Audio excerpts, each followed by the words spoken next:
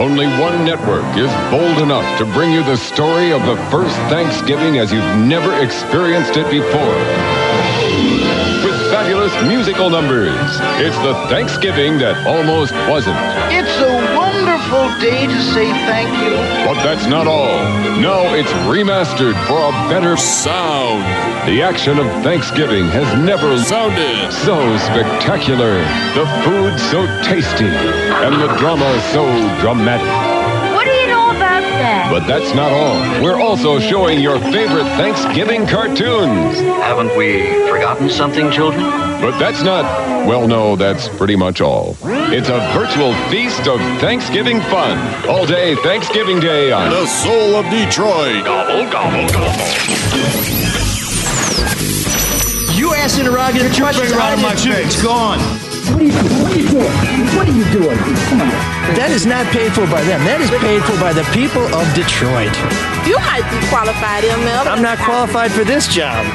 Let me tell you something. You want to go right now? Okay? You want to go right now, Albert? Wow, we usually have to get several minutes into the show before I'm disobeyed, but this time orders have been disregarded before we've even started. That was What do you mean? We got a lot to do today. That was not what is the this intro. disobeyed and orders being What disregarded? are you talking about? Who are you? Not the intro I dialed up. That was somebody called an audible. I thought at least with the other guy you hear Omaha before they do something you're not expecting. What intro did you want? Get Swifty. What happened to Swifty? Well, he wanted to hear himself talk, sorry, I just wanted to and make you it- interrupted him. Trying to be topical. So because nothing's more topical than Thanksgiving. So Mark is sitting over there as satisfied. He looks so smug. I thought I was staring at Sean Windsor for a minute, but I thought it was a great intro. I love your projection. it was a very good Very Trumpian. intro. But I just God forbid should we go against.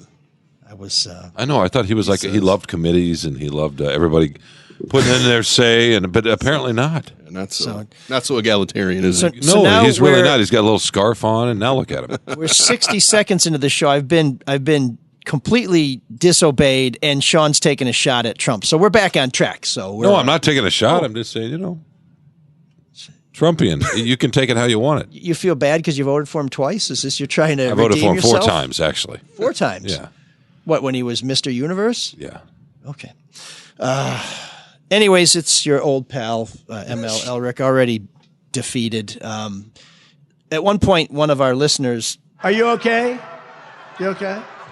said I was a beta male. Now I'm not sure what's further down the Greek alphabet about that, but I'm going to endeavor to persevere and kick off our Thanksgiving week with aplomb. And one of the reasons why we struggle so much is because Because of words like endeavor and aplomb. Speak some English, please. because Mark Fellhaus here and Sean Wynn's here. But we do have a special guest who's going to redeem us. That's Steve Byrne, the executive director of the Freep Film Festival. This is his first year in charge of the Freep Film Festival, which has inspired the term the Byrne Curse at the Freep Film Festival offices. So Steve knows my pain, and we'll be talking to him a little bit more about that, including a movie that I can't wait to see more of. I'll just tease you with the title: Dope, Hookers, and Pavement, which is also my Christmas list this year. So we'll be talking to Steve in just a minute. But first, I want to tell you about a place I'm going to go as soon as this show ends. Where? Somebody on Facebook Live has said straight to hell. No, that's not true. It's Roy O'Brien Ford, because I'm getting some new tires. I'm getting my oil changed. They're going to try and fix this rapid blinker thing I got going, and maybe a couple other things we'll throw in there. Maybe I'll get one of those little pine trees for the mirror. I think those are probably optional. But Roy O'Brien Ford is the place to go if you need work done on your ride or if you need a new ride. My mom bought a Ford Focus wagon there so long ago that she'd be mad if I told you, because she's already upset that I mentioned how old she is. We'll have more on that later in the show. Hopefully she'll still be with us, because she is, of course, very old. And 111,000 miles later, she is still a satisfied customer. In fact, she said her last wish is not to mention, again, how old she is. But she's not alone in worrying about her age. Roy O'Brien Ford has been taking care of customers for nearly 75 years from the corner of 9 Mile and Mac. If you don't quite feel like taking the right track to 9 Mile Mac, go to royobrien.com. That's ROYOBRIEN.com. FastTrackIen.com, and check out Fast Track, which lets you choose your vehicle and options. But that's not all. You can pick your deal, lease, finance, or cash, get the value of your trade-in, apply for financing, and schedule delivery of your ride. If you go in person, Roy O'Brien Ford is serious about protecting you as well as their employees. I've been to the dealership, and I can tell you they are taking every measure to protect your health while you explore your options. To learn more, visit royobrien.com or call 888-566-5851, and be sure to tell them ML's mom's son sent you. We really appreciate when you let our sponsors know that you found out about them through the show. When I called to schedule this appointment, I didn't know whether I should say ML sent me because I'm yourself. You sent yourself. So I figured I'd just show up. They probably recognized your voice. That should probably take care of it. Did you wait until they recognized your voice? No, I'm surprised you made your own appointment. I'm pretty modest. Yeah, I was going to have my girl do it, but then Sean would say, "You're objectifying personal assistants." So I was going to have Mitch Albom's girl do it, but she's a woman and too busy booking his next musical, his next book, his next theatrical performance, his next podcast, his next. That's why he needs an assistant, right? And I just read a column by him the other day where he was talking about Tuesdays with Maury changed my life because it forced me to slow down. I'm like, now you're doing podcasts and radio. Yeah. You have not slowed down. Don't forget his orphanage and his the ice company place. Water ice. No, he does a lot of good work, but this is a guy, I think the one thing he doesn't sleep. I think he just goes into maybe he should. A regeneration chamber. Some people wouldn't mind if he did. Well, there goes my fill-in gig for the meeting. No, you didn't say it. I said it. But everybody knows how everyone on this show does everything I tell them, so I'll be blamed for this. Oh, my God. Boy, that cut deep, didn't it, Sean? It did. Very wounded. You're also cutting into Steve's time. Oh, yeah. Hey, Steve, as you can tell, we are desperately in a little shot of pizzazz. So no pressure, but tell us something amazing so people don't bail on us for that no bullshit news hour. So you've said that I'm going to redeem the show and bring pizzazz just in the first couple minutes. I'm not sure if I'm prepared to do either. But yeah, we're off to a bad start. Come on, dial it up, brother. Dial it up. Okay. First, thanks. Big fan of the show. Have been a pretty dedicated listener. So thanks for having me on. Okay, you're doing real? better. I mean, is that true? We're getting warmer. He's trying to rebuild ML's ego. You really mean that, Steve? Well, he's had a lot of time on his hands since the film festival fell apart. Yeah. So you want a guest on just to rip serious, on Sean. I would say that I think I've listened to every episode in 2020. I think. I probably did not start the second you guys were rolling, but pandemic year, I've been a dedicated listener. Nice. Good man. Well, that's impressive. That's a lot of listening to Mike. Steve, when was the Freep Film Festival supposed to be this year? Yeah, so we were, as always, going to be in the spring. So the third week of April, which basically meant, a week or so into the pandemic, we knew we were in big trouble. So what we did, we were going to have, probably 80, 90 events or screenings, at about 10 or 12 different venues. We quickly pivoted and we did a small scale virtual fest that same week and showed 7 or 8 films. And so at the time, we also said, hey, we'll come back and get inside theaters in December. And the idea was we were going to take everything that we were going to do physically in April and do it in December. Obviously, that was turned out to be a pipe dream. So we're kind of ending the year with a second mini virtual festival, and that's happening December 2nd and 6th. We wanted to make sure we were really committed to trying to do something December, so we figured we'd come back this way. So we were prepared to be a major partner with the Freep Film Festival when we were relaunching the podcast. Some of the meetings that I was having in between leaving Fox 2 and starting the podcast up again and going to yes, more about yourself. Press. Patience, grasshopper. Wax on, wax off. So actually, I don't want to tell you to whack anything, but we will be talking about the Weed Whacker later on. That's a wonderful product from Manscaped. But we were going to be a major project partners, and then the pandemic hit, and it threw everything into disarray. I understand one of the casualties from the lineup will be that documentary Masks Off Bitches that you were going to have in one of the venues. But this was going to be an incredibly dynamic event. We're talking about having the Pedal Pub take people to different venues. They're going to be at theaters all over town. We're going to do a live event with Drew Lane at Beacon Park there in the heart of downtown. And now here we are in December just saying, what the hell? But the thing that I think is always at the core of these events, whether or not you have all kinds of bells and whistles or partners or not, is the quality of the offering, the product. And what is it that you have to offer us that people are going to say, you know what? It didn't go the way they planned, but I'm damn glad they stuck with it. Long trip for this question. Come on, where are we going? Yeah. Where are we going? Yeah, Sorry, so- Steve. I did get interrupted a couple times. By yourself. We're going to review the tape. Well, just to go back to your quick reference, Quick, the nothing day quick about him. that Whitmer announced that we had the first case in Michigan was the night we were going to unveil our lineup. We had a party scheduled and everything, so that whole thing got canceled. But it just, Mike, you bringing up the idea that we had the plans for the live podcasts and some of the other extracurriculars tied to the podcast. It's heartbreaking in a way. But to get to the point of your question, what do we got? We have 5 films. Like many, like the theme of our festival, we're all documentaries. Very often we like to play up strong local angles. And so the lineup of 5 films kind of hits that. A couple of the films are like really specifically kind of about or set in Detroit. And I think the other ones have strong connections here. Steve, how did you pick these? I mean, were these 5 supposed to be back in the spring? And are these like the 5 strongest ones or just the 5 that you have permission to do? How does that work?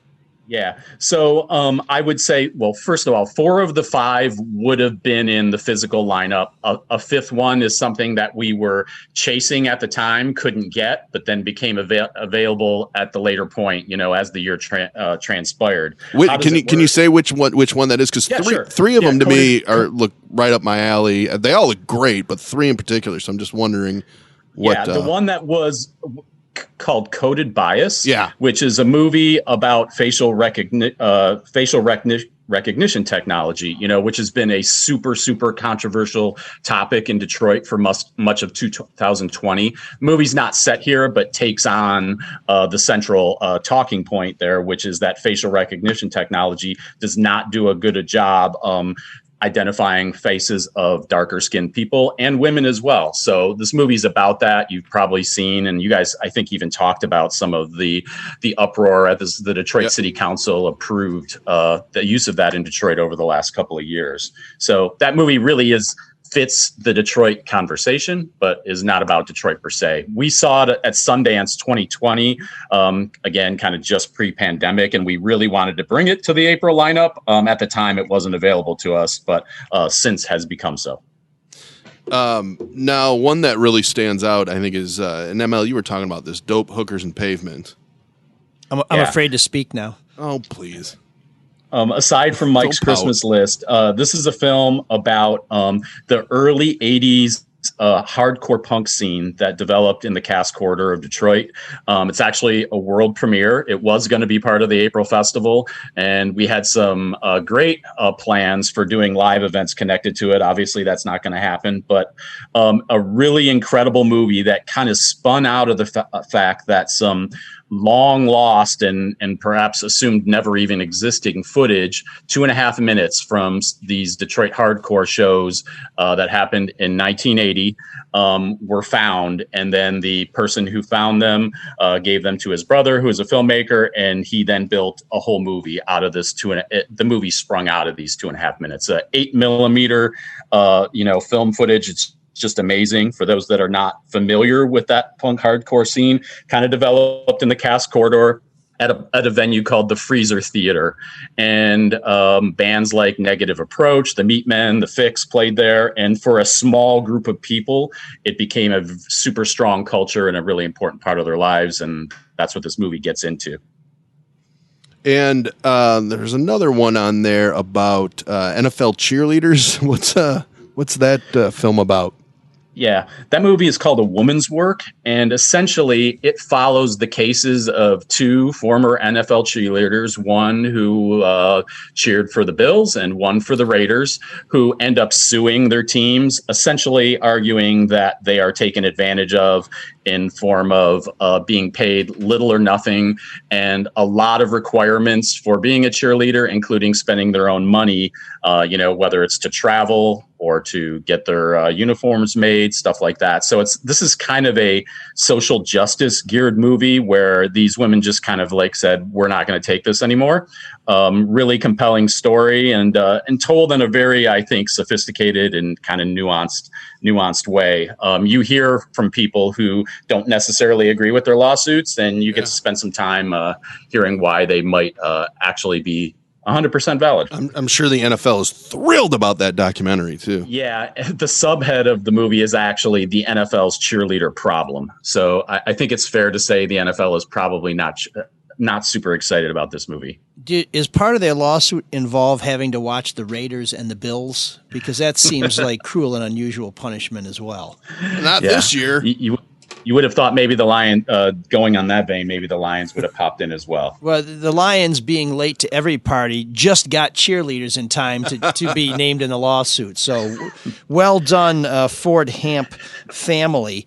When we talk about the dope hookers and pavement and old video, I'm wondering, I'm sure, Steve, you remember Thomas Home Video. Absolutely. Yes, I was an incredible video store in Clawson that unfortunately isn't around anymore, but was a great place. I remember it as in the 90s. I think it actually existed before then, though. Well, so at one point, they were around in the 80s. At one point, the one of the owners was in a band called Sinocide, which I knew about because whenever you did a story on Detroit's music scene, you'd hear from me and say, hey, would you like to do a story on Sinocide? But and I may have mispronounced it, but he gave me a video back then called Face the 80s, which I think I still have on VH. Well, I still have it, and it would only be on VHS because that's what they had then. And it was also looking at Detroit's sort of punk and new wave music scene, which was just amazing that somebody had made just as you're getting out of that era, because I think people forget that while we're Motown and we got Eminem and Kid Rock and all this other stuff, that this place, with places like the original Bookies, which burned down, with the Shelter, with the Majestic, that Detroit at one time had this incredibly vibrant punk, hardcore new wave scene where, places like the City Club are still open, but the live music venues, it was pretty much standard that if you're going out, you're going to get in a mosh pit and you're probably going to get your teeth chipped because somebody would headbutt you as you're in there. And to see some of that captured is amazing. These are some great films. How do people see them? I mean, how do we tap into we will. It's all virtual, so you can go to Freak There's Film a long Festival. build up to a question. I got away with that one. I was going to pile up. Sean's checking his phone. Thank goodness. No, no. Go ahead. I hurt you too deeply, and I want you to heal. Steve, now that Sean's done talking, could you answer our question, please? Yeah, sure. So if you want to see them, freakfilmfestival.com has direct links to purchase all of them. Just got a pretty cheap price, just $8 per film. You can watch it over any of the 5 days of the festival, which is December 2nd to 6th. And once you purchase, you have 48 hours from that point to watch a play on your screen. There's also a full festival pass, which would save you, basically give you a film free for $32. And the one thing I wanted to mention to you about, you referencing that early punk scene, it's really cool in Dope Hookers and Pavement, where the Detroit hardcore scene was really built up with a lot of younger people, including many teenagers, 15, 16, 17-year-olds. And they refer in the movie multiple times to that kind of punk scene you're talking about, the one that came just before them. Those guys are already the squares to them. And the two scenes really did not interact very much. The hardcore thing was much more about this male, aggressive, young, vibrant energy. And they thought the older punks, the ones that, kind of came out of the Stooges or the Sex Pistols or the MC5 or the Ramones, those guys are already squares by the early 80s. And that's one of the really cool things about the film, I think, how it delineates that. Well, it's funny you mention that because when I was an intern at the Free Press in 1990, I was dating a woman who used to hang out at Bookies, and she was younger than me. And when I did the math, I was like, this chick is not only really cool, but she was hanging out at Bookies when she must have been 15 years old. It's crazy. I know I grew up in Macomb County and Fraser and Roseville, and there was just no chance I was getting down to Bookies or the Freezer Theater when I was 14 or 15. You might have been able to Just no sneak way. into Todd's, though, at 7 and Gratiot. Yeah, it's a little closer, correct. Steve, I have a quick question for you. Sure. Is there a blue wall at the Detroit Free Press? Or the Is there a Detroit blue media wall? market? A blue wall. In other words, does the Detroit media favor the University of Michigan, all things, over Michigan State, all things? As a Spartan yourself, talking to, by the way, another Spartan here in the studio. Yeah, so Mike and I go way back. We were actually at Michigan State at the same time. He was the editor of my first, I guess you would call it professional, though it was definitely more amateurish story that ever appeared in publication. So to your question, Sean, of whether there's a blue wall in the Detroit media, I don't think that there's a blue wall in the way that kind of a lot of most kind of paranoid, angry Spartan fans tend to prescribe that. But I do think there is a tendency for many Detroit media to concentrate more on U of M and provide more coverage. And also, I'll even say occasionally buy into some of the spin and marketing that comes out of Ann Arbor. So I don't think there's anything malicious that happens or any pointed that like, hey, let's downplay this in favor of that. But I think U of M football culture has made its way into the subconscious of the Detroit media at times. Well, which school gets more clicks on their stories? I think that it would be. I'm pretty fair to say that in most cases, overall, U of M would drive more clicks at the. That Free sounds like a Press smart than business decision then.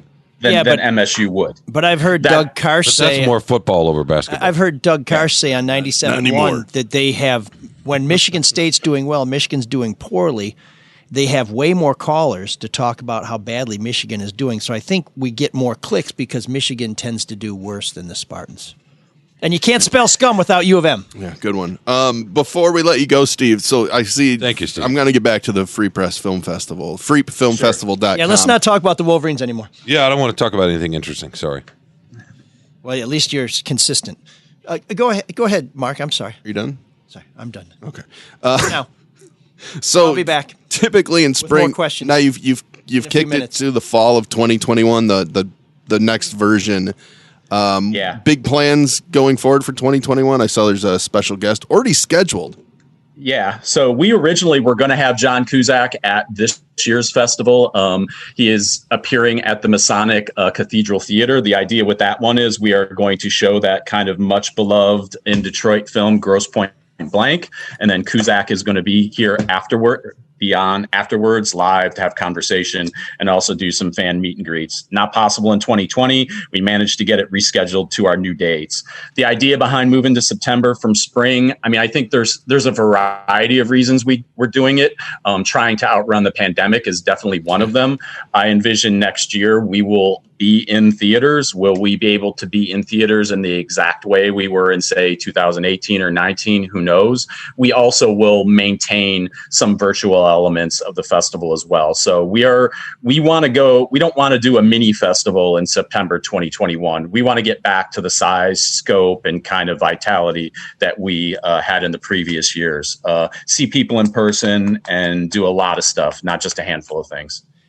So Steve, I hope that you will consider partnering with us again, just so we can see whether it's you or us who cursed the film festival. And I don't want to be the control group where you walk away from the old soul of Detroit there. But I just hope we have some theaters left by the fall of 20. Yeah, I mean, I really worry for our theater friends. They've done a great job trying to keep afloat in the pandemic, but it's just really, really difficult when you're constantly getting closed down. And also, Hollywood has kind of turned off the faucet as far as releasing a lot of films. And so it's just a really struggle for the theaters around here, and we partner with many of them. So I hope not just for our sake, but for their sake, 2021 looks much different.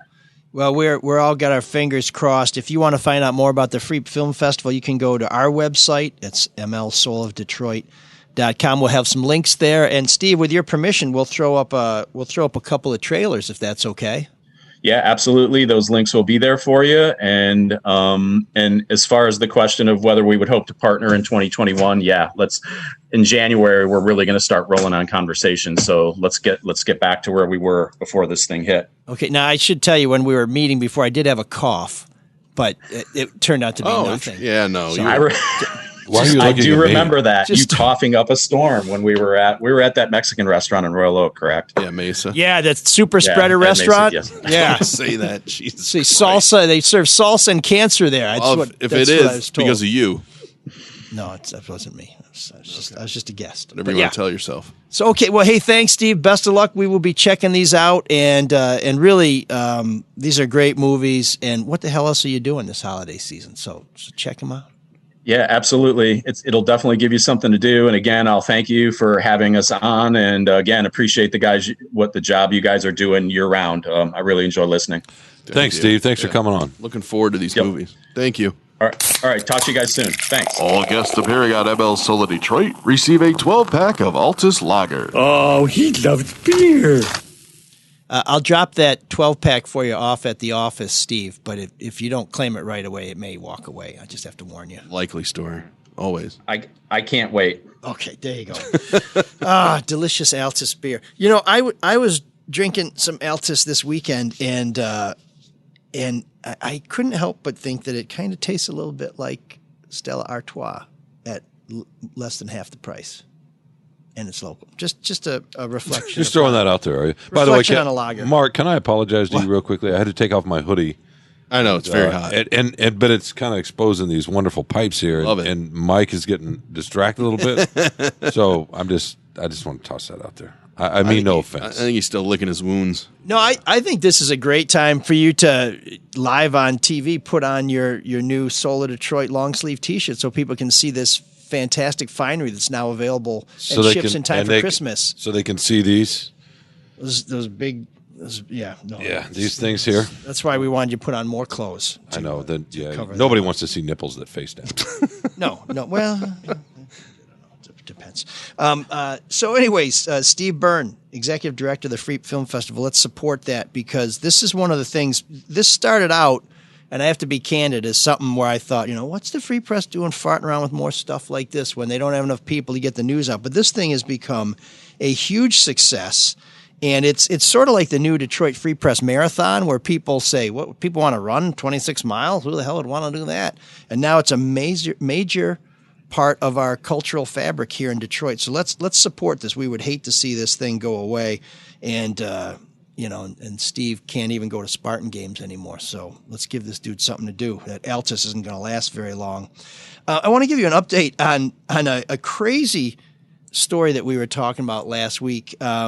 As we left the studio, I was planning to wrap up my story on Nicholas John Bobeck Hathaway. Oh, that's right. Yeah, what a crazy situation. So he's the if you don't remember, in the month or so before the election, I wrote a series of stories in the Free Press about this guy who changed his name to his wife's name a month before he launched his candidacy for Wayne County Circuit Court judge. And he says it's to honor his family and all that, her family and all that other stuff, which is a very noble endeavor. The only thing is, his last name happens to be the same name as just about every other judge on the Wayne County Circuit Court. So there was speculation that he changed his name strictly to cash in on the popularity of the last name Hathaway. Now, that seems a little cynical to me, but I couldn't help notice that he was no longer referring to himself as Bobeck Hathaway, which technically is his new legal name. And so we wrote about that and how that might be a problem for him. And then we found out that he had some problems early on in his tenure as an employee of Wayne County Circuit Court because some people thought he was not truthful and he was kind of a slacker. And we wrote about all these things. And in the end, some folks who thought that he had violated some rules were going to try and knock him off the ballot. They failed, and he was elected by 600 votes in a race where the top vote getter got about 30,000 votes. That's really half a percentage point, something minuscule. And he beat the third place finisher. This is a race where the top two get the jobs. He beat the third place finisher by 600 votes. And so the people who thought that he shouldn't have been on the ballot in the first place were preparing to file paperwork to ask a judge to have his votes thrown out because they said he had broken so many rules. That was their contention, that he, didn't qualify, could not serve. It's called quo warranto. It's a very obscure thing and all this other crap. And that was a story that I was going to wrap up when we left the studio. Well, fast forward to the Wayne County Board of Canvassers. Fast forward? Fast forward? Let's move forward. Okay. To the. Is it time for room 7609 yet? Almost. Okay, good. Meanwhile, while this was going on last Tuesday, I was just waiting for notes. Oh, yeah. Just because the Wayne County Board of Canvassers were doing their work. And what they found was that Detroit. Oh, there's that cough again. Oh, Brian. nice. There's that cough again. Thank you for spreading it. There goes the Salt of Ann Arbor. Why don't you put your the best 90 seconds on podcasting? So the Board of Canvassers found out that some Detroit precincts had reported 0 votes. And so while they were getting ready to fight over whether to certify the votes, they found 12,000 or so votes that had not been recorded. And by the time they factored those votes into the total, Mr. Bobeck Hathaway had lost by just over. How do they lose votes? So massive turnaround there. And we're waiting to see whether he's going to request a recount.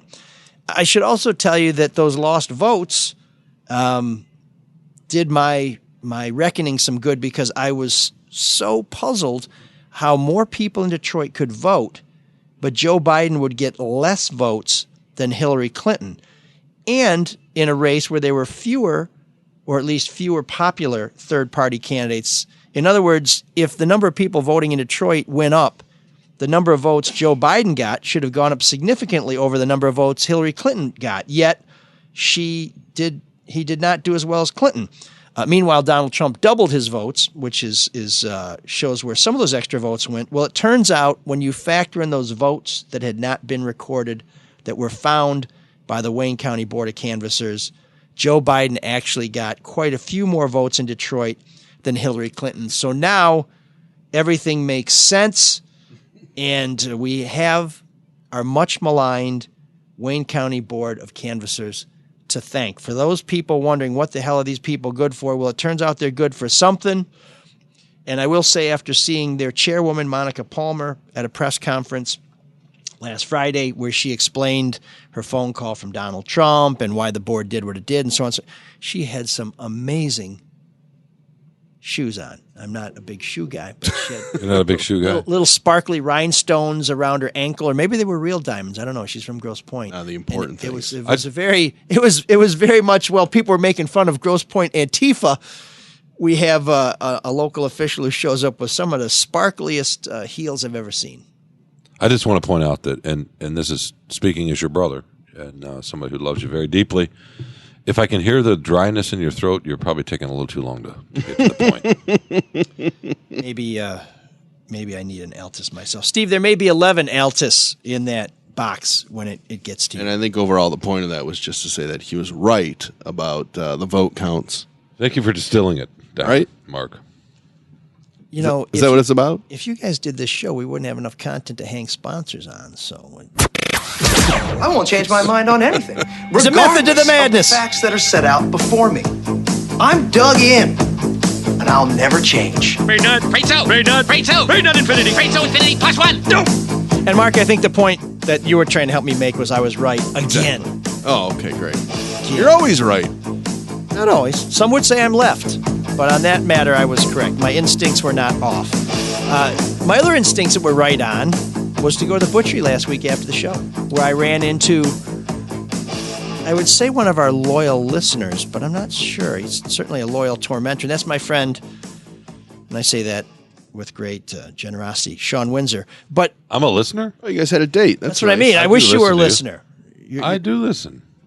I love listening to you. We held hands in the butchery last Fast week. forward. What's No, going on? we kept a social distance. But we held hands. Maybe under. You're trying to deny that? With It's gloves beautiful. on. It was beautiful. Anyway, this is a week to give thanks, but we are grateful every week for the support of the Butchery in Sylvan Lake. The Butchery is not just a fantastic family-run business with terrific products. It's a great member of our community. This year, the butchery sold more than 250 fresh turkeys. That's an increase over last year, and we'd like to think that we helped them with your help. More importantly, they donated 300 big-ass birds. That's a technical term. If you're not into the meat business, you wouldn't know that, but Chef Dave tells me that is actually a classification. They donated 300 big-ass birds to charity. So those turkeys you bought will help those turkeys help some people who are hungry get some turkey. Chef Dave says, we're beyond happy and super thankful for everyone that helps us help others. The butchery also brings people together. Sean and I were there, and Sean was checking out some of the fancy stuff. Fancy stuff. I bought a fryer, a whole fryer chicken. You call that fancy? Well, you were making fun of me for trying to just get some skinless, boneless chicken breast. Nothing wrong with them. Nothing wrong with them. I mean, put a little barbecue sauce on the cardboard and you're fine. So anyways, I was trying to steer you to something with a little bit more. Well, yeah. So I heard substance. I heard you mention something on the show. So Chef Julier's there. I said, "Hey, Sean, did you ever find that Snake River Canyon meat you were looking for?" And it turns out it was Snake River Farms or something. Snake River Farms. I got it confused with Evil Knievel. Yeah, but no, great stuff. By the way, no, I got a whole chicken. It was great. Some nice ground beef. That's the Jake Blues or two fried chickens and a nice Coke. ribeye. But my favorite, if I can say this real quickly, was inch thick at least. Beautiful pork steaks, a cut of pork shoulder, a beautiful fat cap. I actually marinated it 2 nights ago in some coconut milk and cilantro and some turmeric, some other things for 24 hours. Grilled it last night, put it over some rice with some fresh mint and cilantro and pickled red onions, all this. It was absolutely fabulous. Made a little nok cham, which is a Vietnamese dipping sauce. But anyway, what made it Is that what it's like when I talk? Is it that bad? Yes, it is. What made it sing was the pork steak. So there, I wanted to do an Elrickian description of a little bit of what the butchery has to offer. Just go to the butchery and buy a lot of meat. Wow, I apologize to everything for everything Good. ever. But yeah, it was really good. It was good stuff. I of course took my stuff home and we made sloppy joes. But it was good. They were good sloppy joes. Yeah, I like your anti-intellectual, They were anti-elitist, faux anti-elitist bent over there. You could have had some of these sloppy joes to keep your strengths up while you were doing all that other shit. I like making Vietnamese street food, right? That's true. To learn more, That's visit the fancy. Butchery on Orchard Lake Road or visit their website, thebutcherysl.com, or call 248-682-2697. That's 248-682-COWS. At the Butchery, they say, don't just eat meat, experience it. And that's what you did. You experienced it. I did. Delicious. I just ate meat. But It was nice good. to see you there, too. It's good meat. So when you go there, make sure to tell them that ML and Sean sent you, and get some of that Evil Knievel sausage they got there. It's some good shit.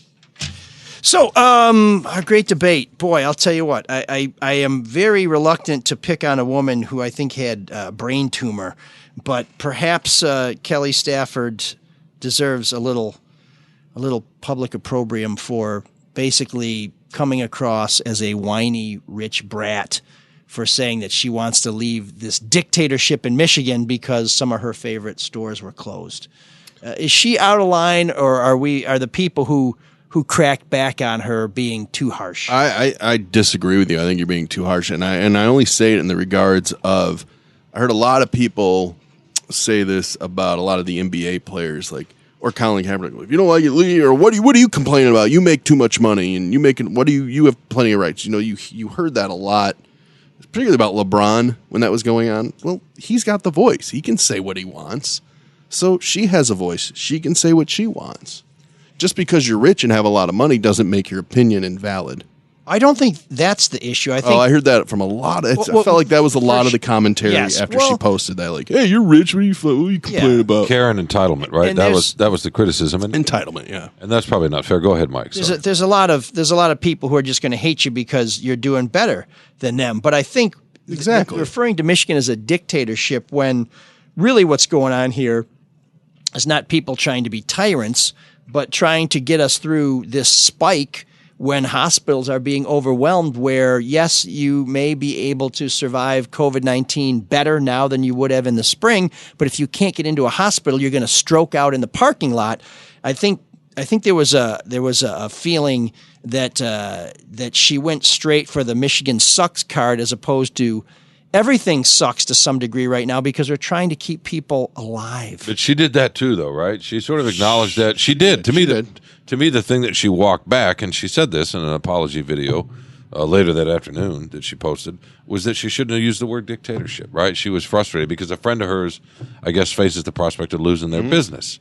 So it was personal to her. Yeah, so it wasn't about because she was worried about diamond rings. But that's not what she was talking about. I mean, I don't think that's fair to her at all. And by the way, I agree with Mark. She has every right to say what she wants. She has a platform. She used it. Here's what she walked it back. Here's what bothers me about it, and I think she kind of admitted it, is that it was just and this is the problem with social media. A lot of the time, it's just so reactionary. It is. Can you just think about what you're going to say and the response you're going to get from it? But we've all done that. In fact, I wrote a column about that and her and what happened. And look, I've said plenty of things in this studio, looking right in Mike's beautiful eyes, that I would like to take back. Oh my God, and it happens every day for me. Yeah, exactly. we all say things except for Mike that we regret. So let her be a human being. Boy, right? Before the show, I said, do we want to make this our topic? I don't want to because she's hot. And you guys are like, no, we want to tear her apart. And now you guys are like, hoping Matt Stafford dies so you can marry her. I think what she did was dumb in that regard, because she should have known she was going to get a lot of shit thrown back at her, a lot of attention. This isn't her first go-around with saying something on social media that really bothered a lot of people. But all that being said, I was more upset with the reaction to it. It's like, well, she can say what she wants to say, especially if you disagree with it. Most of what she said, Mark, was what everybody's feeling. People are tired of it. Yeah, but they don't want to hear it. They don't want to hear it from a blonde woman. They're tired. The wife they're of an frustrated. NFL player. We're all frustrated. We're all sick of it, right? No, I know. It's just calling Whitmer a dictator, whatever. That's what, to me, if she hadn't used that word, people would have said, "Oh yeah, she's right," and moved on. It wouldn't have been a thing. Well, I for those of us who may be getting a little frustrated being confined in our house, it is a little rich to hear it from someone whose house is 25,000 square feet with 3 pools, a massage table, a bocce ball court, a device that allows you to visit other planets. I think that's some of the stuff they had in that house, right? So you can't feel claustrophobic or trapped if you have money? Is that what you're saying? And you're right, Emma. Looking at her Instagram, she's been plenty of places, a lot more than I have. So it seems like it is affecting her a little, not as proportionally as maybe a lot of other people. But, she's worried about her friend's business. Well, my problem with what she did, and I tweeted about this at Elrick, E-L-R-I-C-K, and I posted something on Facebook at M-L-E-L-R-I-C-K, is I said, basically, let's not beat up on this sort of spoiled brat, but let's use this as an opportunity to highlight some local businesses. As you call her a spoiled brat. She is a spoiled brat. I'm sorry. I mean, this is a very privileged person. I'm sorry for her health problems. I'm sorry she married a guy who sucks, but he's getting paid a quarter $2 billion since he got to Detroit. This has obviously been a torture chamber for them, but any other team would have said, "See ya!" a long time ago. But my point is, the only decent thing about the team. No, what are you talking about? No, he sucks. They suck. That's the deal. But when you keep putting pieces around a guy and the pieces don't solve it, it's not the pieces, it's the hub. If you knew anything about football, whatever, move on. Come on. Yeah. I will admit I don't watch the Lions because I watched enough bad football. I'm not the biggest fan of his, Saturday but you're night, wrong. In Rutgers. Yeah, he's way wrong. He's usually not this wrong. But this is an opportunity for people to do what she should have done, which is say, hey, I'm worried that my favorite businesses and my friends are not going to be here by the time we get through this crisis that we're all in together. So we should all do what we need to do to make this crisis pass as quickly as possible. So support local business. So I'd like to suggest if there's a restaurant you like, if there's a business you like, you go and you purchase a gift card. You put some money on your tab so they have some cash flow to get through this next rough patch. And I think if she had done that in the first place, instead of basically let her privilege stick out so blatantly, maybe she wouldn't be the subject of the great debate. She'd be this wonderful, the bright spot in the Stafford family. You don't, do you give her kudos at all for the apology? Yeah, anybody who apologizes, I it? give credit to. Yeah. Yeah, I mean, she showed some grace in the end, which I give her a lot of credit for. And Sean, I think you wrote in your column something about she's pretty, so I like her. Wasn't that it? Did I misread it? I don't really. Yeah, no. I think we can agree on that, though. She's pretty. Oh, man. Her husband's pretty lousy. Did I do that? What a dork. Does him wanting to play with us again mean that he's turning into a geek or we're turning into cool guys. So before we get to our Geek of the Week, I have to tell you about a product that everybody in your family needs.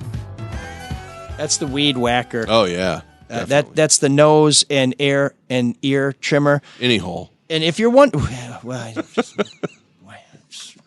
sorry, I don't want to get you off track. Yeah, so here's how you know it's time for the read to Weed 5 Whacker. minutes, not 10. If you're eating spaghetti and you can't tell whether the spaghetti's coming from your fork or your nose, it's time for the Weed Whacker. Here's another thing. This is something that I think Matt Jennings uses when he gets back from the road on date night. Crop Mop. This is refreshing ball wipes with active pH control. This is for those of you who don't have access to the showers there at the fuel stop, the depot there. Check these out. You can find them at manscaped.com, along with, of course, the Lawnmower 3.0, which is the great personal groomer. You can also find some great 2-in-1 shampoo and body wash and some other cool products that'll keep you right and keep you tight. Here's the deal. If you buy these and you use promo code ML, you will save 20% and get free shipping. And if you spend a reasonable amount, somewhere in the range of $50, and send us proof, just maybe a copy of your receipt, something like that, to mlsoulofdetroit@gmail.com, you will be able to zoom into a future show where you can see our pregame and our postgame and be a fly in the wall for this pile of shit that we do every week. You can be a fly right on that dung heap. And yeah, doesn't that sound really unappealing? We got to come up with a better promo, but that's what we're doing. If you think you don't want to zoom in, but you want to signed copy of the Kwame Sutra or something like that, just let us know and we'll take care of you. We'd like to keep Manscaped as a sponsor. As you know, our sponsors stay with us because they think that you know about them because you know about us. So give them a shout, check them out. And these make great gifts. They ship really fast. And it's kind of a nice way to say to somebody in your family, you're a horrible looking hairy bastard, do something about it without saying it. Right? Beautiful. Yeah. So what could be sweeter than that? So this week's Geek of the Week is, I have mine. Does anybody want to go first, or do I get to go first this week? How do you want to do it? Sean, you want to go You're the first? boss. You're the boss. Yeah, you direct. Who do you want to go first? I feel so emasculated just from the jump that I don't have the confidence to run the ship anymore. So Sean, why don't you go first? Okay, anyways, my choice for Geek of the Week is Raymond Deskins, who was charged with a misdemeanor assault for breathing forcefully at two women during a protest outside President Trump's golf club in Virginia, where he was golfing while the rest of the country was waiting. Deskins was wearing, and I love the pictures. If you haven't seen the pictures, you can catch this whole exchange. Have you seen the video? And so, yeah, it's pretty funny. He's wearing an inflatable Trump themed ring that you whoa, this isn't the video, is it? No, that's not it. Kid on life support, so not hilarious. At any rate, he's wearing this rubber thingy that looks like he has a Trump life preserver on. And he's basically sparring with a couple of women who are there to encourage Trump to golf more often, like every day for the next 4 years. And they told him, step back because you're not wearing a mask. Masks are mandatory in Virginia, but not outside. And instead, Mr. Deskins, trying to extend a hand trying to bridge this gap between Americas where we become so partisan, breathes on them quite heavily, in which they yell for, there he is. I will say this, I thought they were being watching a little... us on Facebook Live, you can see the video. If not, we'll post a link to it on I do think the other people were being a little Chicken Little-ish about it, acting like they were going to die right on the spot. Well, the thing is, I thought both people in this video were kind of... Well, let me give you my take It's your geek. I'll these shut protesters. I've covered enough of these protests where the Trump protesters were being obnoxious and really making no point, and the counter protesters were being obnoxious and making no point. So I'm all for a pox on both their houses. But this breathing forcefully at somebody, this is sort of the modern equivalent of spitting on somebody during the AIDS epidemic, where it's really not cool because you're showing somebody no respect and you are potentially exposing them to a deadly virus. I do got to tell you, I do love the inflatable thing he's wearing. But anyway, so that's my Geek of the Week. Raymond Deskins of Virginia. Sean, you want to go? You want me to go? You go. I'll go. You go, Mark. Mine is a family. I don't want to pick on the family too much because they did get COVID, but it's the Aragonis family. But my problem with it is they've created a PSA about not gathering because they all gathered on November 1st and got COVID. And it's just like, wait, we all knew not to gather on November 1st yet. You guys did, and now you're lecturing us about not gathering. So that just kind of rubbed me the wrong way. It's like, oh, you just ignored everything until you got it, and now you have to tell everybody. How close are they in the PSA? Are they socially distanced? Well, it's all that was the one video that was running, and they're all. I feel bad for them because they got COVID, but at the same time, we all knew not to gather back on November 1st, and it's just.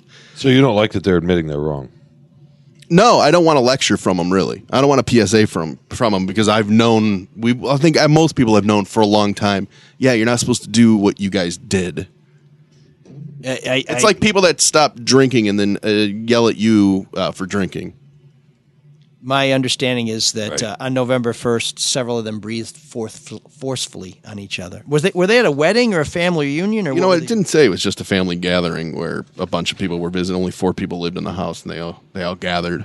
Okay, so that's Sean. Big finish here. This is your moment. This is the little finish. Look, we all love coming to the Thanks for setting it studio. up. We're grateful to Mr. Drew Lane for setting this up at this undisclosed location. It's a beautiful setting down here.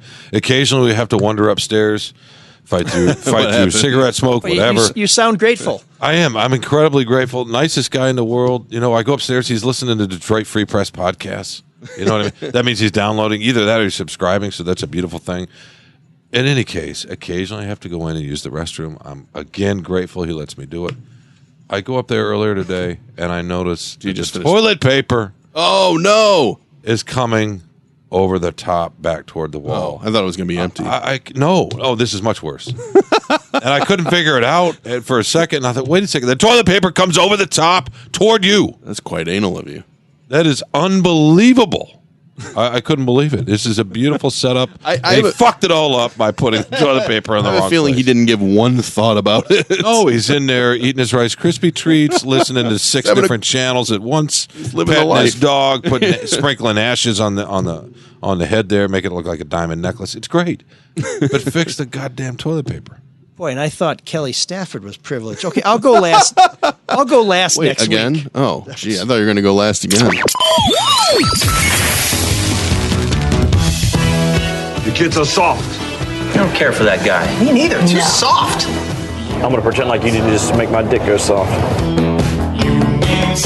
Well, I think Sean and Matt have a secret compact to make Matt look better by having Sean precede him in our Geek of the Week. So, more investigation. What was your Geek of the Week? I've already forgotten. More What was it, Mark? The guy that mine or his? Oh, his. The guy that coughed on the people. Oh, yeah, that's right. Yeah.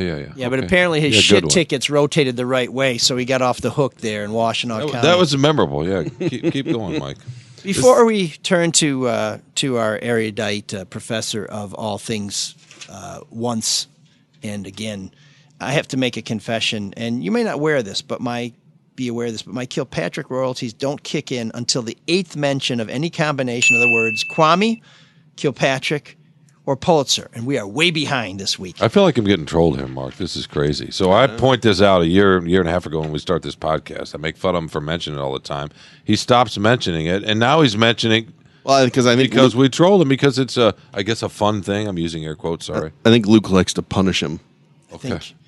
Yeah, but the thing about Luke is he's never made me try and pull down backwards toilet paper, which would obviously be like having bamboo shoots shot under your fingernails. I mean, he used to mention Kilpatrick organically, right? Just yes, very narcissistically, really. That's why I'm glad it's in the read. And now it's forced. And I miss the old Mike where it's just all about him, and he's mentioning his life's greatest hits every 5-10 minutes. What can Luke do for us?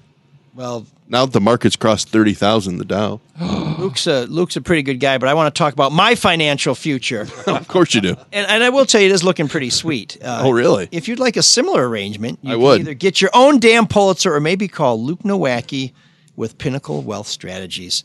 He can help you find a way to wipe your ass properly or to provide for your retirement future so that you can hire somebody to do it. You'll make so much money with him. You can probably just use the money you're making to wipe your ass. Exactly. Yeah, or get a bidet. Yeah, there you go. Just sail right over the whole topic. Just get right to that water fountain for the unsophisticated. But anyways, that financial future may or may not involve reading through Merrill's sex messages at the Anchor Bar. It can start. That better day can start by calling Luke at 248-663-4748. And when you call Luke, whichever way your role flows, he will make it all about you, sweetheart. Securities and investment advisory services offered through Royal Alliance Associates Inc. Member FINRA/SIPC. Royal Alliance Associates Inc. is separately owned, and other entities and/or marketing names, products, or services referenced here are independent of Royal Alliance Associates Inc. Who? Professor. I don't know if he's parked his rig yet. No, he's driving, but he assures us he has a much better connection. He is now dialing directly through SATCOM, and this should be the crispest connection ever. Now that you set it up like that, it's going to suck. It's going to be a terrible connection. Yeah, it probably will, because Verizon doesn't cover every two square miles. Okay, what's going on? It sounds like I'm shit. unmuted. Go ahead. You're fine. Okay. Okay, is that it? I'm Good really section. sorry, guys. We need to just give me one more minute. I got to try and find a place to pull over that isn't on the side of the freeway. I'm sorry. Well, it's not like we. Yeah. Okay. Well, It's not a big deal. It's just the show, right? You know who doesn't take as much time as Matt to get his work done? Who? David Hall. He doesn't. He's very quick at what he does. He's very fast, except with the ladies when he takes his time. Rates are still at all-time lows, and if your current mortgage is above 3%, what are you waiting for? You could be saving money. And currently at Hall Financial, almost 70% of all loans don't require an appraisal. Call Hall Financial today to see if you qualify for a no appraisal loan. And you're going to want to call them quick, too. You want to call them before Matt's ready. Because if for no other reason you do need an appraisal and you don't want to pay for it for the month of November only, Hall Financial is going to pick up the tab. Yes, that's right, folks. They will cover up to $500 of the cost of your appraisal if you need one. Believe it or not, closing times have sped up again. Right now, the majority of loans at Hall Financial are closing in 10 business days, maybe even fewer. Just go to our website and click on the Hall Financial link to get started. Hall Financial, lower payments, better options, more personal attention. Matt, are you safe? I am safe. I don't think I will be hit by anything large, so I think we can get going. I got my blinkers on though, so hopefully that won't. Where are you? Yeah, you're just pulled over on the side of the highway. Yeah. What highway? On I-80. Oh wow, dude! In Indiana, you're allowed to stop for 2 hours on the side of the road. So. Really? Yeah. Fascinating. Is this going to take 2 hours? Yeah, let's not test that the enforcement there. All right. Well, are we ready? Yeah. Oh yeah, we've been waiting on you. Waiting. We've had time to try your crop mops here. Ooh, yeah, I know. I've used a few. I feel very clean.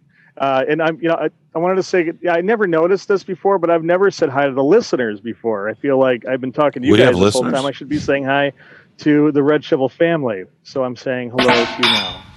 We had to wait for that? I just wanted to say hi to them. You know, if you would do it, could you get back in traffic, but not in the truck? Just like crisscross the lanes? Frogger it. Yeah, exactly. Okay. I can do this. All right, we'll do it. There's no evidence whatsoever to support that statement, but here we go. All right, here we go. We're starting our lesson now. 2 days after the assassination of JFK, in 3, 2, 1, go. 2 days after the assassination of JFK, Lee Harvey Oswald was killed in the basement of the Dallas Police Department by local nightclub owner Jack Ruby, who took things a little too far when he thought giving out free shots would help business. Oh, wow. I like that. That was funny. Jack Ruby also operated a nightclub in Detroit at one time before the tyrant Gretchen Whitmer closed it down. Why do you have to ruin it? Just a little local flavor. Okay, Trivial Pursuit. I'll take a shot any day. Okay, in 1984, in an effort to fight hunger, Phil Collins, Sting, U2, and many others released Do They Know It's Christmas? Yeah. Thank God for the many others. Which generated millions for Ethiopia and seasonal affective disorder for everyone else. Well, these are quick. These are that's okay. quick, Matt. Okay. These are, yeah. Now, I told you before what Morrissey said about Live Aid, right? No, but please do. Or you might have told us and just went in one ear and out. Kind of like your Geek of the Week. He Who said, was that? I said, right? Go ahead, Emma. I'm not afraid to say that I think Band-Aid was diabolical or to say that I think Bob Geldof is a nauseating character. He also said something about while he feels badly for the people of Ethiopia, he doesn't see why their suffering should cause the rest of the world to suffer endlessly. With a bad song. That's a good good point. That's fucking hilarious. Steal more of Matt's thunder. Let me tell you who you will not run into at the butchery. Stephen Patrick Morrissey. Oh, yeah, because he's a vegetarian. Yeah, no. And he's from England. Well, they have Rice Krispie treats there. That's true. They do. Oh, speaking of England, in 1987, at his local market, Gary Glitter found himself in handcuffs after London police charged him with public indecency. Turns out he was just taking advantage of a sweet deal. If you buy 2 packs of Queen's biscuits, you get a pound off. Mark, you get a pound off. I got. What year was that? That was, I don't know. I just picked a year. Oh, I okay. don't know. All right. So you just made up that whole thing? Yeah, welcome to the fourth wall. I just can't believe he didn't laugh at the pound off. Who does not want a pound off at a store? I got it the first 5 times. Yeah, pro tip. If they didn't laugh the first time, the next 3 times probably diminishing. I went to the butcher. I went to the butchery for a pound off, but all I got was a smacked ham. Don't keep going. Don't please. drag our sponsors into the tar pit. Finish strong. All right, this is the end of this segment and probably my segment forever. In 2017, cult leader and all-around crazy guy Charles Manson died in prison at 83, finally keeping the promise he made 2 years prior. If Trump wins, I'm moving to hell. See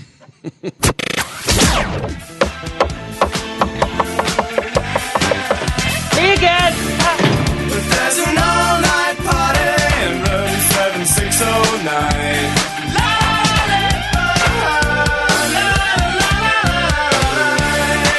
And you can dance together all night if you've got the time.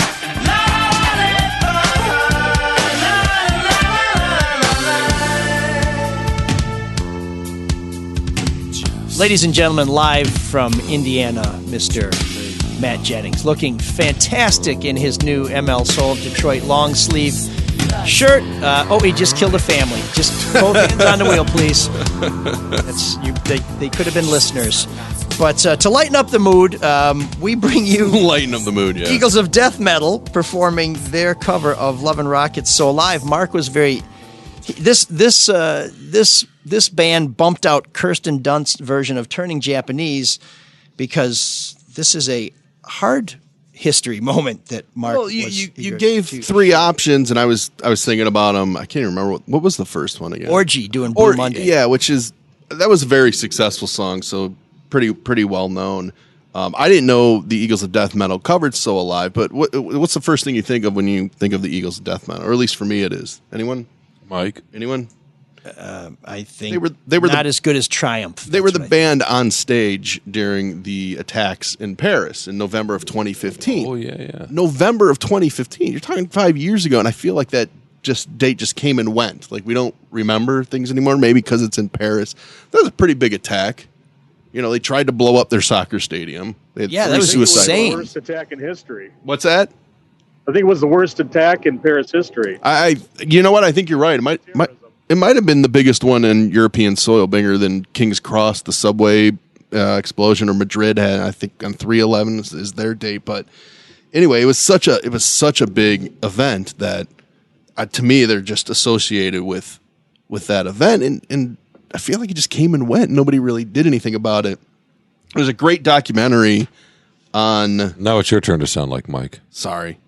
These things, I don't know, kind of important. But there's a really good documentary on HBO called "The Eagles of Death Metal." To Our Friends, or it might be in French, whatever that is. I'm sure ML can translate it. About knows on me. No, please don't. Please don't. He's right, though. That is what it is. But it's a fantastic. It will make you like the band even more. So I don't know. I just that was a big event. I felt like it went unnoticed, and it was just a reason to choose the Eagles of Death Metal over the other two. It is a reminder of that's very nice. What a shitty run we've had over the last 10 years. That something that we'd be commemorating almost every year. It's like, oh yeah, well, was that a bigger deal when the guy drove through the crowd in Marseille, or when they sawed somebody's head off in the church? Sure, the Berlin Christmas attack. The guy in the van, right, that started plowing people over on the sidewalk. He was an incel. Yeah, I mean, you're right, ML. There's just so many of them, but this was I vividly remember where I was when I found out, and I don't know. I just thought it was a big deal that everyone just seemed to forget. Well, as someone who lived briefly in Paris, I can't believe the Eagles of Death Metal got booked into any venue in the City of Light. But while we mention their connection to death, we're very pleased that they can emphasize the positive with a little song called "So Alive."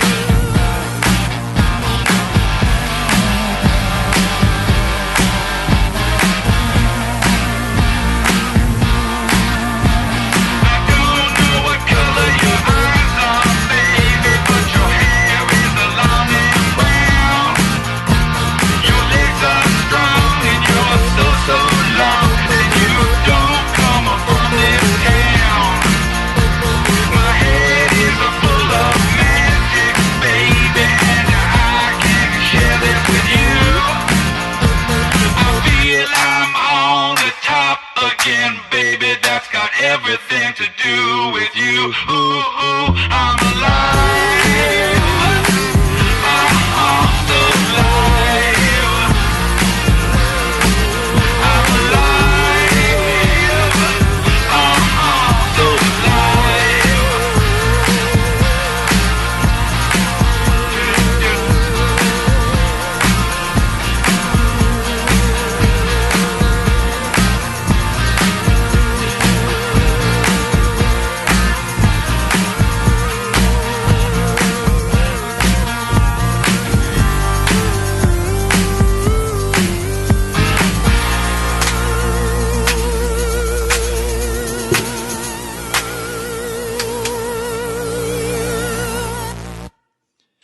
Wow, the Fuzzbox is working overtime. Not exactly the most metal version of a song you've ever heard. I love it. But a very, very distinctive take on Love and Rockets So Alive. I actually saw Love and Rockets perform So Alive at the Fox Theater in 1989, and the Pixies were opening up for them. The Pixies were terrible. Really? And I gave them a very harsh review in the newspaper I started in college, where Mr. Byrne got his start as well.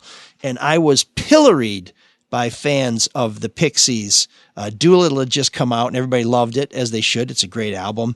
And people were killing me. And then we all drove through a blizzard to see the Pixies at St. Andrews Hall several months later, and they sucked. Black Francis stormed off the stage. He was getting shocked by his microphone. He's a little moody. He was still in his full bastard mode, and people left that venue saying, "Oh my God, I think we're never going to make it back to East Lansing alive." And you were right about the Pixies. But you're always right. It just takes some time for some people to realize that. Eventually the world catches up, Sean. Pretty much. It's going to take you a little while longer, but you'll get there. No. I'm ahead of the curve, You're always right. But so that's our final installment of new wave covers by non-new wave bands, which turned out to be an incredibly popular segment. In fact, we've had so many outstanding nominations that we will never get to them all. So we will revisit this like immediately. In the future.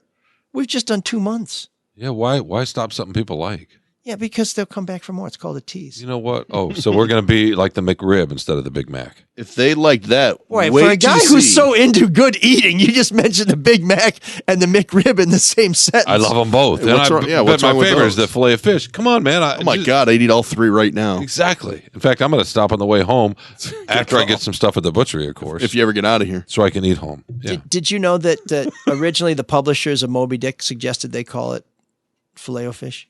No, I did not know that. You may have remember caught that from last week. in a history lesson. In any case, so you're going to treat Soul of this Detroit. fabulous little segment like the McRib or the Shamrock Shake, and it's only going to come around once. If you liked what he did for Covers Month, just wait till you see what's in store in December. Yeah, but you right. you try to recreate a McRib and it doesn't work.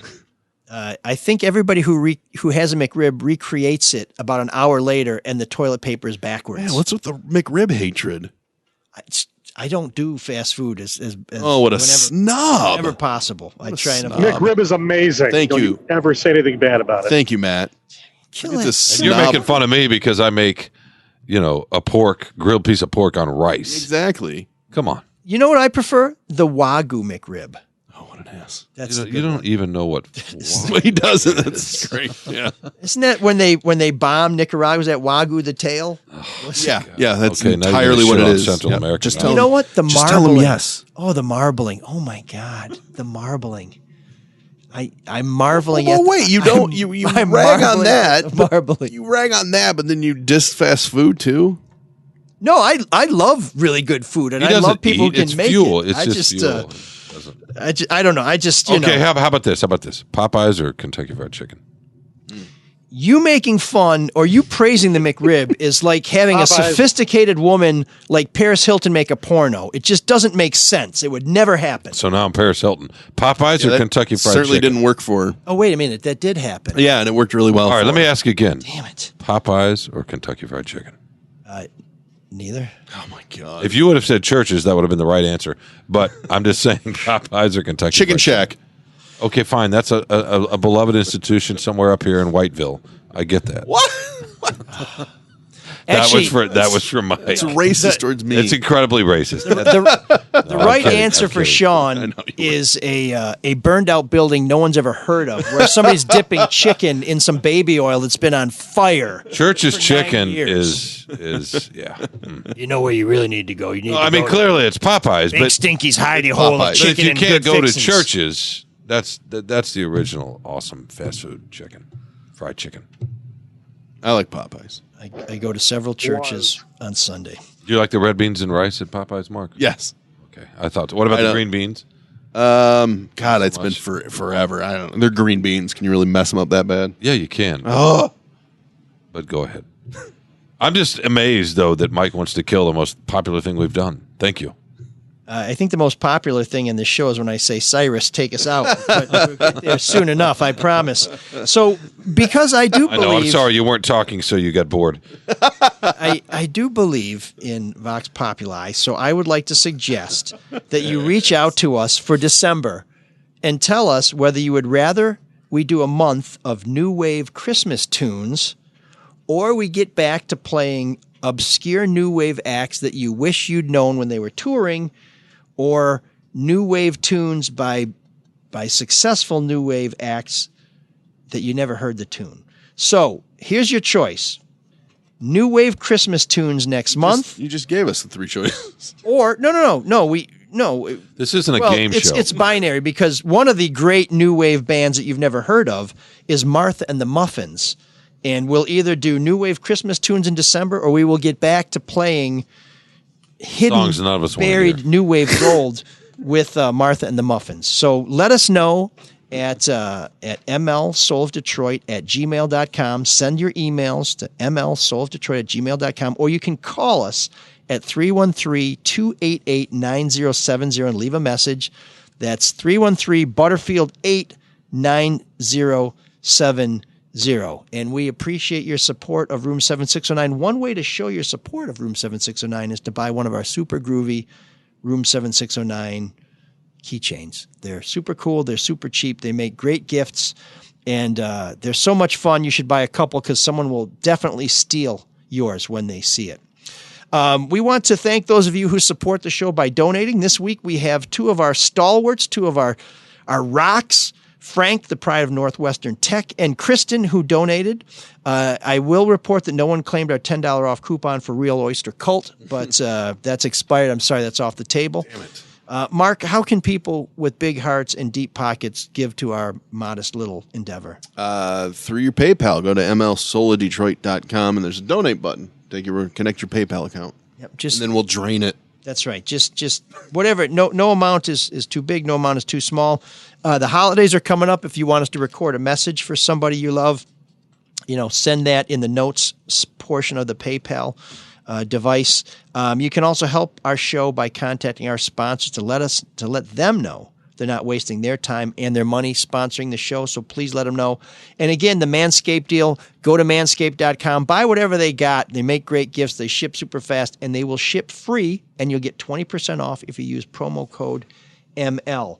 Now, you saw Matt at the side of the road with his super groovy long sleeve t-shirts. We also have hoodies, and we have winter caps in. They are on our website. That is actually not our website, but the Red Shovel swag website. Mark, what is the name of that? Drew and Mike Store. DrewandMikeStore.com. So DrewandMikeStore.com. You can also get deals on our masks, gaiters, keychains, t-shirts, hockey jerseys, stickers, and autographed copies of the Kwame Sutra. Any one of them are a great gift for whatever occasion is coming up, and they will ship in time for Christmas, for Kwanzaa, for Hanukkah, and atheist holidays too. Yeah, it's almost Christmas. This show's going on so long. They always get there in time for the atheist holidays. Thank you. Please subscribe to the show. Please share the show. Please rate the show. And please love the show. But if you hate the show, let us know too, because we won't be shy about sharing it. We have 538 ratings. The average is 4.8 stars. This week I checked the mailbag, and we got the following feedback. You're receiving this email because we're updating the YouTube Terms of Service terms to clarify our terms and provide transparency to our users. These changes shouldn't significantly alter your access or use of the YouTube service. So we do appreciate that feedback. Keep it coming. It's all good stuff. Mark, any voicemail? I didn't check it. Damn it. More insubordination. Quick program notes. We are still waiting to hear back from State Rep Karen Whitsitt, who said Kwame Kilpatrick would be freed. You won't ever hear from her until she claims that he's out again. We are still waiting for Kwame Kilpatrick to be freed, and I will tell you there have been a couple of rumors since the last time we reported on Kwame Kilpatrick not actually being freed when they said he was going to be freed. And we do know who our president will be. Patty P. is not happy, but we hope that she'll give us a second chance. Also, my mom asked me to stop talking about how old she is, and she also offers that Lincoln was a much better president than Trump, which is why she voted for him twice.